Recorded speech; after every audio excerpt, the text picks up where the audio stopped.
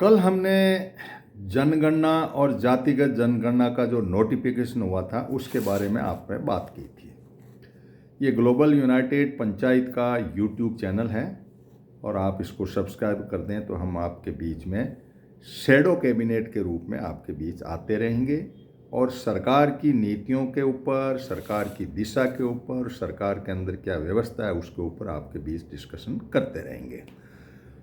आज हम इस केंद्र बिंदु पे रहेंगे कि जातीय जनगणना का अंदर क्या पेच हो सकते हैं। इसको बड़े ध्यान से आप सुनिएगा, शेयर भी कीजिएगा। जातीय जनगणना, जाति की गणना हो जाएगी, लेकिन उसका क्या फ़ायदा इस छोटे स्तर पे मार समझिए।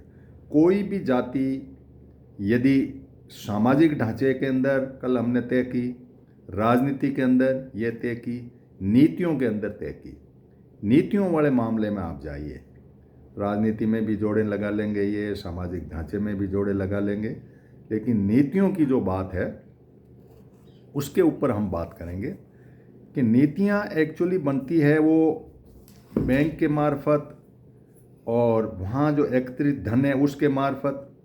उसका क्या सिस्टम है, वो तो जाति से लिंक नहीं करता।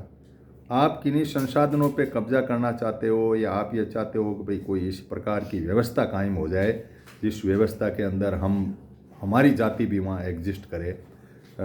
जो रिसोर्स है, माइनिंग एक रिसोर्स है, समुद्र के अंदर मिलने वाले रिसोर्स हैं, बैंक के अंदर पड़ा हुआ तो टैक्स का पैसा है जो कंसोलिडेटेड फंड ऑफ इंडिया कहलाता है, उसके अंदर आपकी हिस्सेदारी क्या है। जब तक आप बैंक की हिस्सेदारी के ऊपर अपने आप को स्थापित नहीं कर पाते हैं तब तक कोई मायने नहीं है। उसका स्थापित करने के अंदर अडानी जिस तरह से स्थापित हुआ, बम्बई के चुनाव हैं, नगर परिषद का जो भी वहाँ का जो है, और इधर बंगाल के चुनाव हैं, तो वहाँ का जो राज ठाकरे ने कई वीडियो निकाले कि भाई 2014 से लेकर के किस किस तरह से एस्टेब्लिशमेंट खड़ा किया और वो किया।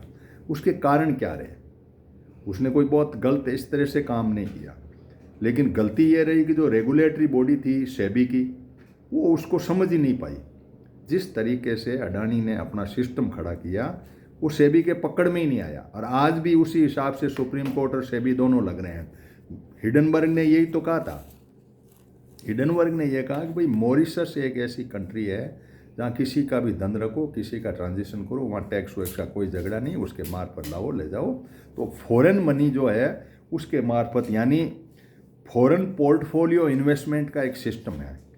इस शब्द पे आप बहुत गौर करिएगा, गूगल करिएगा कि फॉरेन पोर्टफोलियो इन्वेस्टमेंट का एक सिस्टम है।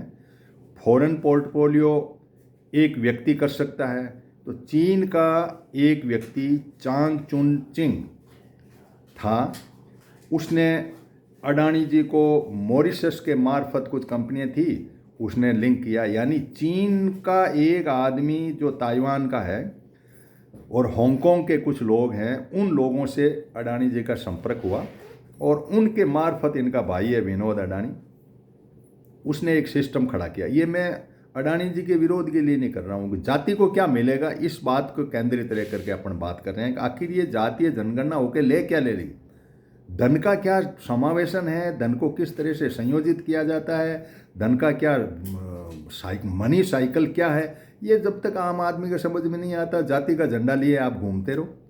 कहीं छोटी मोटी नौकरी ओबीसी हो गई है, वो हो गई तो इस जाति को इतने कम है तो मिल जाएगी कहीं भी, लेकिन धन पे कब्जा जब तक नहीं होता, उसका एक आइडिया नहीं होता, तब तक इन जनगणनाओं का कोई मतलब वजूद नहीं है। वो 13 की 13 कंपनियाँ वहाँ से विनोद अडानी ला करके पैसे लाता। जब हिडनबर्ग की रिपोर्ट आई तो 11 लाख करोड़ रुपए का अडानी को घाटा हुआ। उसको बूस्टअप करने के लिए वहाँ से धन लाया चांग चुंग चिंग से ला करके और वापस शेयर मार्केट को अपलिफ्ट कर दिया। हमें पता ही नहीं लगा यार, शेयर मार्केट एकदम डाउन हुआ, एकदम अप कैसे हो गया। उसने वहाँ से वो पैसे लिया, पैसा इधर बैंक से भी ले लिया इसने, 2.2 लाख करोड़ LIC से भी ले लिया, LIC का ले लिया, यहाँ भी 2.2 लाख करोड़ ले लिया। और क्योंकि हमारे प्रधानमंत्री जी उन पे मेहरबान थे, हमारी सरकार उन पे मेहरबान थी, तब इन्होंने क्या किया कि वो पैसा भरपाई कर दिया। तो हमें पता ही नहीं लगा कि यार हिडनबर्ग तो यही रिपोर्ट फालतू की बात करता है ये तो। अब जब संसद में मुद्दा उठा कि ये आदमी जो चांग चुनिंग है कौन, तब पता लगा कि चीन का भेजा हुआ ये आदमी है।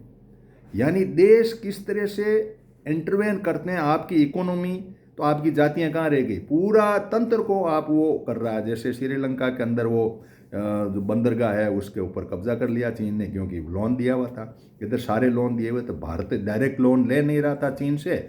हमारी इस तरह से फॉरेन पॉलिसी थी। तो इस बंदे को डाला इधर से। अडानी जी गए। अडानी जी को चीन से कोई दुश्मनी नहीं, चीन चीन दोस्त, और ये जो चांग चीन ये दोस्त। इसने पैसे भेजे, अपलिफ्ट हो गया, इन्वेस्टमेंट आ गया। इस इन्वेस्टमेंट को फॉरेन पोर्टफोलियो इन्वेस्टमेंट कहते हैं। फॉरेन पोर्टफोलियो इन्वेस्टमेंट जब इस आदमी के मार्फत आ गया, इसने इंफ्रास्ट्रक्चर में पैसा लगाना शुरू कर दिया। अडानी जी ने जो भी काम किए वहाँ से पैसे, यानी चीन ने उस व्यक्ति के मार्फत इस व्यक्ति को पैसा दे दिया। अब आप इसको आगे बढ़ोगे तो भाई लोन से, अच्छा, फिर ऑफ शेयर अकाउंट खोल लिए उन्होंने, शेयर सेल कंपनियाँ खोल ली। और ये चार जो ढांचे थे, और चीन का एक बैंक है वो भी लोन देता है इंफ्रास्ट्रक्चर के लिए, तो उससे भी लोन ले लिया। तो फिर आप बांटोगे क्या यहाँ?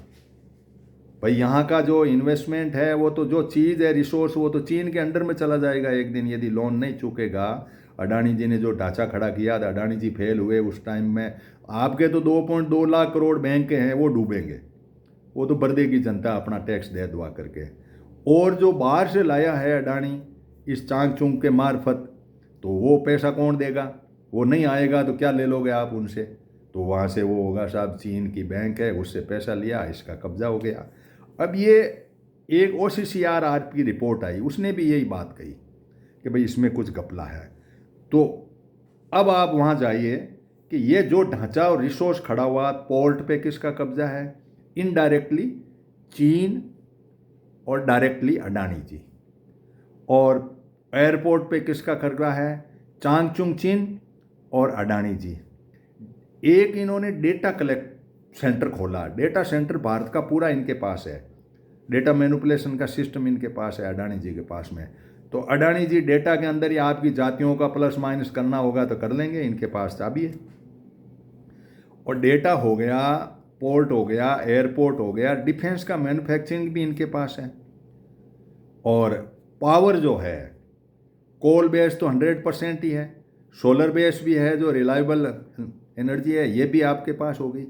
अब इन सारी परिस्थितियों में सोचो कि एक व्यक्ति जो भारत का है, जिसका लगभग समुद्र तट से लेकर के, माइनिंग से लेकर के, डिफेंस से लेकर के, सारा बिजली से लेकर के, और सारा का सारा port, airport, data, defence, power, ये सारे यदि एक व्यक्ति के हाथ में हो, और उस व्यक्ति का कोई जेब से थोड़े भरा हुआ, उस व्यक्ति का कुछ पैसा वहाँ से लाया, कुछ ये वाया जो है मॉरिशस आया, कुछ ऐसे आया।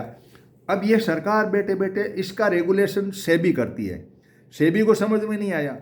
सेबी कह रही है ठीक है, पैसा आया, अडानी जी लाए हैं, क्या लाए, वहाँ से लाए। कौन लाया? विनोद लाया, मेरा भाई लाया। अब ये जोड़ बाकी सुप्रीम कोर्ट को, इनको भी समझ में नहीं आ रही है। तो आप इधर ये क्या शेयर मार्केट को डाउन नहीं होने देते, शेयर मार्केट को अप कर लेते हैं अपने वाले को, और उससे लोन मिल जाता। और तो 2.2 तो ये मेरे पास पुराने डेटा है।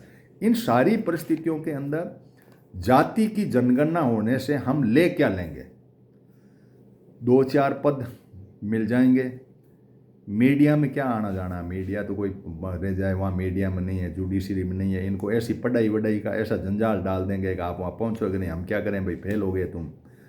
तो रिसोर्स पे कब्जा जब तक जातियों का जो जिसका हक जहाँ है वहाँ नहीं है, कृषि के क्षेत्र में सामाजिक डेटा बनाएंगे, राजनीति का डेटा बनाएंगे, और नीतियों का बनाएंगे। तो नीतियाँ तो टोटल जातियों से आउट। जाति की क्या नीति होगी?